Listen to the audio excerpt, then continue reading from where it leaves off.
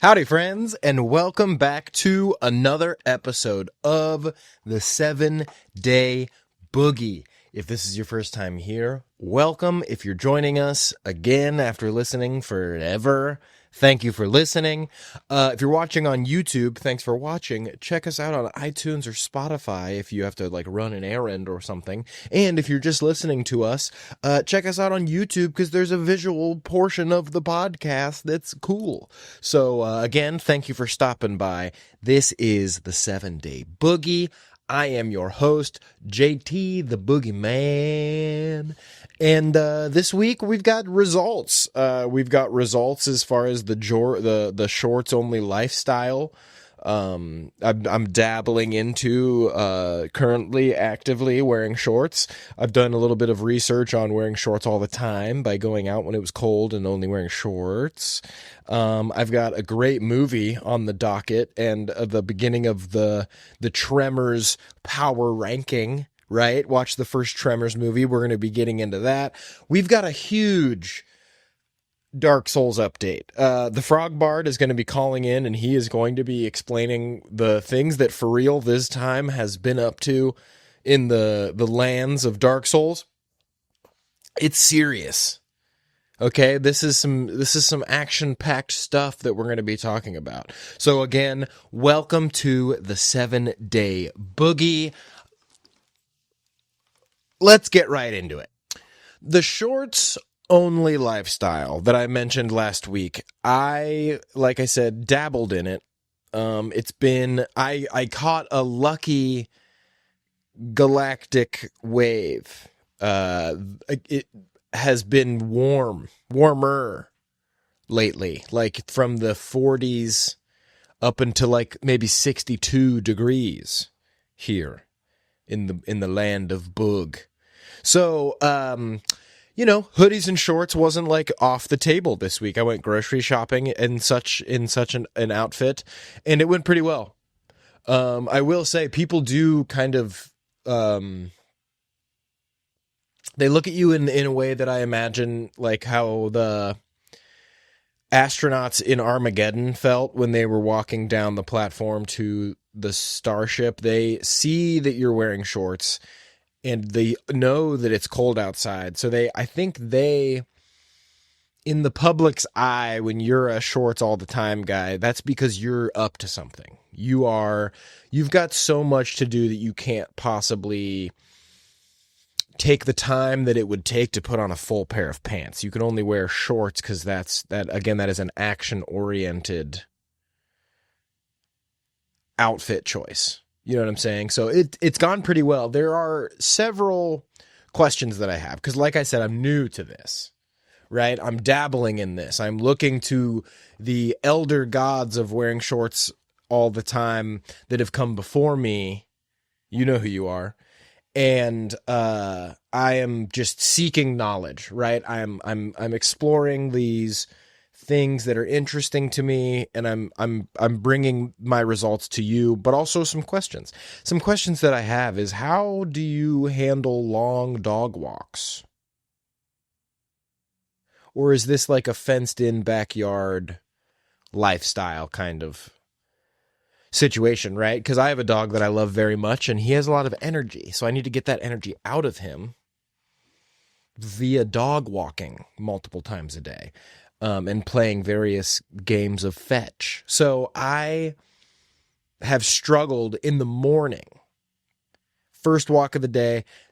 Now, could this turn into like a cold shower situation to where the cold air rushing up my calves and tickling my kneecaps, could that be like invigorating? Could that be some sort of nervous system jump start, right? That allows me to wake up a little bit earlier in the morning. We are yet to see. Again, I'm just spitballing what I'm going through during these negotiations, these shorts negotiations with myself. Another question. What about special occasions? Right? Because summertime, friends could get married. There could be special summertime things, and I don't want to Angus Young it. I can't. Maybe that's a wall maybe those are walls that I'm putting up for myself. Maybe there is like a whole society of dress short wearers. And like on the beach, like a nice pair of shorts, or like I've got a couple like matching short button-up shirt outfits, but I'm talking like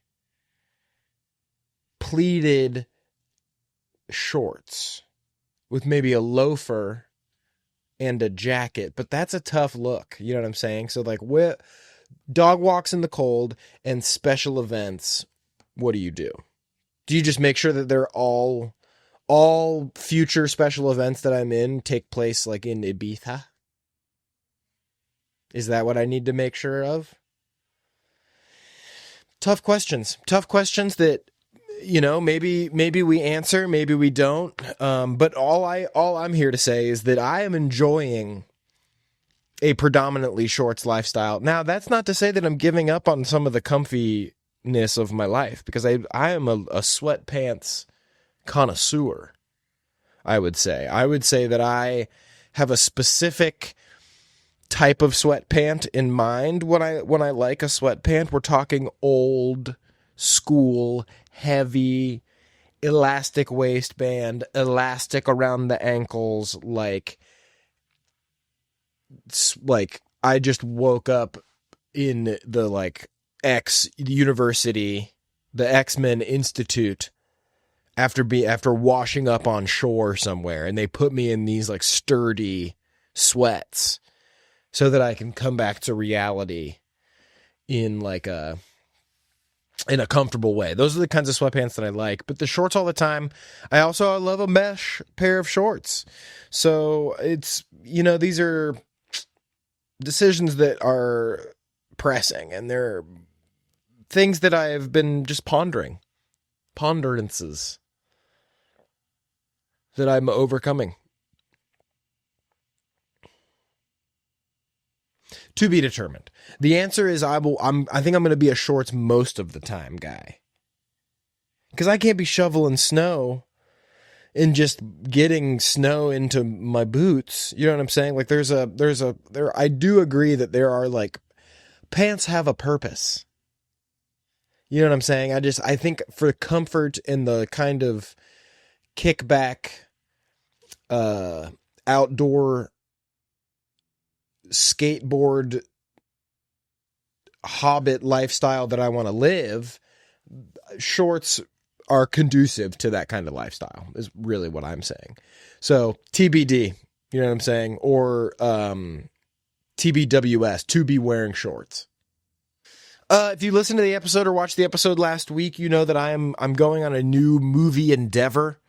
There is a series that I very much loved growing up that I didn't see all of, but that I am very interested in catching back up on, and that's the Tremors series. These are movies that I held near and dear to my heart. I'd seen the first three as a youth, and I didn't realize that the series had blossomed in such a way that there was, I believe, a limited time TV series and 7 movies when it was all said and done. I think recently there was like a potential reboot that got canned so that something else that sucks could get made, but missed opportunity. I recently, with the love of my life, watched Tremors 1. So we're starting the power rankings. And what we're going to do in order to start this power ranking off is we're going to talk about what we love about Tremors 1. And then we are going to score the rest of the movies on Tremors 1, right? Because they all start there. So anything that we're judging that we like or don't like, in my opinion, about the Tremors movies, it has to be within the cosmos of Tremors. You know what I'm saying? Because we're just doing a power ranking. This isn't like some sort of Monsters Ball I'm not ranking these among monster movies. Maybe later. Maybe in some sort of grand anniversary monster movie showdown further down the line when I can get some more monster movies under the Boogie time belt. But right now, I'm just talking about Tremors 1, and then we're going to establish the scoring criteria for the remaining Tremors movies. You know what I'm saying? So, Tremors takes place in like the rural deserts of the West, right? Outside and surrounding this valley where this small town called Paradise exists. Kind of like a funny little joke, right? Because I think like 14 people live there. It's in like the middle of nowhere. But for people that don't want to talk to anyone but 13 other people, that is paradise. And within this town, there are two rough and tumble handymen, Val and Earl, basically like the main characters of this movie. Now, they are handymen that have had it with the desert and the job-to-job lifestyle that they've been living. So they try to pack up and they try to leave town. But in the midst of doing so, they are stopped at every step of the way by mystery after mystery. There are people going missing. A worker that they know seemingly just sits up on an electrical post until he dies, and they don't know why. And so all these strange things start happening. They try to warn the people in the town. At first they think there's like a murderer, right? And like no one's paying attention to them. They think that they're just spinning yarns, as apparently they've been known to do. So they're trying to get out of town. They are stopped by these strange events and like a landslide that literally stops them in the ground. Simultaneous to that, there is a college student, Rhonda, who is a geologist who is studying strange seismic activity in the area. All of these events and the research come to a head when we find out that there are gigantic subterranean worms killing everything that they can come across, be it sheep or a farmer or a doctor or a car. You know what I'm saying? These are gigantic, underground, badass worms that use spikes to fly through the dirt, and they have eels for tongues, and they pull you under the ground, and they munch on you. So that's the movie. We're trapped in the desert, and there's basically underground sharks, but cooler. Dang, are they cooler than sharks? That's a different episode entirely. But these monsters that we come to know as graboids are old. Geology / exposition deliverer Rhonda tells us that they must predate the fossil record. We've never seen anything like this before. So Val and Earl, it kind of basically becomes their job to round up the townspeople, keep them safe, let everyone know that there's graboids around, and to try to get rid of them, figure out what's going on, but basically explode the graboids becomes their goal. Along the way, we meet several charming townsfolk, right? You've got the like sweet lady with the pogo stick child, charming store owner, Walter. You've got sweet Reba McEntire and her husband, who are kind of like doomsday preppers that live up on a hill and have 1,000 guns, thankfully. Annoying teenager, like cool, just like badass other like rancher out west type guys.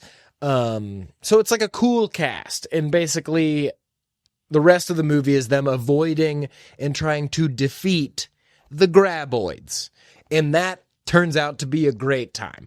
Part of the reason why this movie, for me, is so good is that it is very charming. There is a tongue-in-cheekitude to a monster movie that I feel is very important because they are ridiculous by nature. These are, let's just say, like, these are normal people dealing with extremely abnormal circumstances. That's kind of like the baseline of a monster movie in a lot of ways, right? And in this movie, like there are relationships between all these people. I'm wondering if they like hung out on set for a couple of weeks because, and I'm reading too far into it just because I love these movies, but like there's chemistry between almost pretty much the entire cast. These feel like people that have been living in the desert near each other for years. And Val and Earl have a dynamic duo relationship that I could personally watch endlessly. With Valentine, Kevin Bacon, being the like young whippersnapper and Earl being kind of like the gruff, grizzled veteran who's just had too much, who's just too old for this shit. So, and then of course, like I said before, you've got your here is the science, here are the facts character, wonderful Rhonda, who's just is also a very charming part of the cast. Because everyone kind of gives each other shit during they're like, oh, yeah, because that worked out so well last time. Like there's a kind of like a elbow in the ribs attitude in a lot of the scenes. In the soundtrack, I would categorize the soundtrack of Tremors as like ornery rock. That's what I would say, is that because it's like, you got the like pounding piano lines, you've got some like nice distorted 80s guitar, and then you've got the like, you got the harmonica as well, letting you know like serious piano, serious business, guitar is the tough attitude of what's going on. And then the harmonica is the attitude that Val and Earl have in the situation. Is my understanding of how the music plays with the story, right? Piano is like, this is very serious. Guitar is like, it's dirty and windy and we're in the desert. And the harmonica is the whimsical nature with which they solve these problems, right? I mean, at one point, there's literally a scene where they're pole vaulting from rock to rock in sequence to like some very upbeat, jolly, again, ornery rock. And they're on rocks. So I think I would name that that's what I would name that landmark if I was in the desert, that is ornery rock. We're coming across the Devil's Cusp, and on the left you will see ornery rock where Val, Earl, and Rhonda pole vaulted away from the graboids. Now, I'm not going to spoil much else about this movie. You find out a lot, and also not a lot, about the graboids by nature. And it kind of does have like a bit of a bow on the end, right? Like, we don't know how many there are. This could just be like an isolated incident. There is no cliffhanger at the end, I should say. Like, they kind of wrap things up. They have like a pretty nice, concise story. Again, this goes in a long line of movies that probably could have just been one movie, but money is cool, so they make like 14 more movies. Another thing that I really, really like about this movie, and something that is definitely going into like the scoring categories, is the practical effects. You sing it with me, everybody. Practical effects are the best. I love movies with practical effects. I like think about some of my favorite scenes from movies that like really impacted me as a kid. Whether like that was me being scared of them or like it just like sticking in my mind as something cool. And a lot of them are practical effects. Recently, I was talking to my brother about Jumanji. The lion in Jumanji, practical effects, very scary. Because you're like, dang, that huge-ass lion is right there for real. Back to the movie we're talking about, Tremors. The worms are real. Val digs one up at one time, and like it's like 30 feet long. They get a dead one, and they start like figuring out what's going on. They're touching it. They're pushing on it. You know what I mean? Like, think about the Triceratops in Jurassic Park. Like, would that scene have had as much weight if that Triceratops wasn't literally there pooping and dying in that movie? For real. Right there as an animatronic. Practical effects. Also, like the eel things that shoot out of the graboid. practical effects that, like, again, really gives this like grittiness, this real feeling to the movie that, spoiler alert, I think they get away from in later movies because they start to lean on CGI, which I don't like. It's not that I don't like CGI. I just think specifically for monster movies, if the monster isn't really, really big or really, really small, it should probably be practical effects. Even if all you can afford is like a hairy arm with claws on it, that could be scary. You don't know what that is. You just see its arm. You know what I'm saying? So the practical effects, the ornery rock, and the fun cast dynamics are things that I really enjoy about Tremors 1. And I think Tremors 1 is going to be the top movie, in my opinion. I remember really liking Tremors 2 growing up. We'll see how it expands, right? That's going to be one of another scoring criteria for the ongoing sequels, is like, how does it match up to the first movie in terms of, again, music, cast, and practical effects? And how do they expand on the story? How does the story develop? How can they go beyond what happened in the first movie, which again, I think is just like a great example of like a tight single event horror movie. We'll say horror, comedy, thriller, action, suspense. But I'm really excited to check out the rest of the Tremors movies. Tremors 1 is just as many thumbs up as you can give a movie. You know what I'm saying? So I look forward to watching the rest of the Tremors movies. I think you can get a DVD with all of them on it for like $25. I think I'm going to do that. I think I owe it to myself and to the Tremors, the folks at Tremors Enterprises, that I should, like, if I'm going to be talking about, I could throw a couple bucks their way. You know what I'm saying? I'm trying to go straight to the Tremors route myself and send the money to them. Support small businesses like the studio that developed Tremors, the Sci-Fi Channel potentially. And that's the movie goal for right now. We're gonna kick it to the Frog Bard, who has some very exciting news in terms of the Dark Souls playthrough. Let's check it out.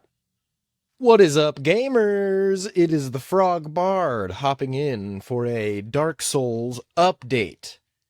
Brave Knight, for real this time, is making his way through Dark Souls with fury and quickness, slaying bosses one by one, carving a path towards Anor Londo. I must say, really quick, my favorite zone so far is this little spot where all these cool mushrooms hanging out. The big ones will kill you, but these little ones are just kind of chilling. And if you just come and say what's up, they'll just kind of do their own thing. That's pretty cool. I was getting absolutely annihilated trying to fight Sif, so I have chosen an alternate route. You can get locked in a Dark Souls tunnel just trying to beat one boss over and over and over again. Come to find out, there's a bunch of other bosses I could go fight. So I have gone to do that. And do that I have done. Defeating every boss in my way, like I said, carving a path towards Anor Londo. Sen's Fortress really sucked. I died a lot there. Thrown up, slam dunked off the bridge by the Iron Golem. But I have also defeated Quelaag and the Gaping Dragon. Right? So we're making our way. And trust me, once we get the Lord Vessel from Anor Londo, we're going to be fast traveling back for some revenge on Sif and to explore the areas left to explore. And I mean, obviously, there's a lot of game beyond Anor Londo. That's just where we're at right now. I feel like I've really only just begun, and I've done so much, and probably also so little in the grand scheme of things. But that's where we're at in Dark Souls. We are at the gates of Anor Londo. Very excited for what's to come. In other gaming news, with the new Resident Evil game coming out in like just a few weeks, days at this point, I am still working out the kinks on whether or not I'm going to do streams or just like update videos of my progress. Still working that out. But either way, we're going to be playing the new Resident Evil, and we're going to be giving updates each week on what's going on in the Frog Bard's gaming journey. Thank you so much. I hope you're gaming. Let me know what you're playing in the comments. Love ya. Back to the Boogieman. Thank you very much to the Frog Bard. Listen, folks, like I said earlier in the episode, I think I'm not going to say it out too loud because it'll start snowing the moment I say this. I think the weather is breaking where I'm at, and I think that it's going to start to allow shreddage. You know what I'm saying? I might be able to start skateboarding outside again in the next coming weeks, and then I have to drive 7 hours to an indoor skate park, which I'll do because I love to shred. But what I'm saying is that maybe I can get back. I have a fun project I'm working on. Splay shoes. The first video on this channel, I reviewed their running shoes last summer, kind of into the fall. And now I have a pair of their skate shoes that I'm going to be skating over the summer. And I'm going to do a similar review for that. So I'm going to be, I think, using the podcast also to kind of give little check-ins and stuff like that. So if you're interested in that, check out the first video that I made, the first 50 in the Splay V1 runners. I hope that the weather starts to clear up just because, again, I like to be outside. I like to do outside stuff, start running again, start skateboarding again, and hopefully for all of you, that means that you can get outside and enjoy some beautiful nature as well, because here at the 7-Day Boogie, we do a lot of indoor stuff, but we love outdoor stuff too. We talk movies, we talk video games, but those are what we do when we're not outside. You know, the rest of the time is beautiful outside Earth time. So thank you for watching the 7-Day Boogie. If you have any comments, suggestions, anything like that, leave a comment. Like, share, and subscribe if you like what we got going on here in the 7-Day Boogie. Share it out there with your friends and family. It would mean the world to me. I would love to spread the 7-Day Boogie around the bagel of Earth like a delicious, happy schmear. You know what I'm saying? So have a great rest of your day. Thanks for stopping by. Check us out on YouTube if you're listening. Check us out on iTunes and Spotify if you're watching. Either way, I love ya. Mwah.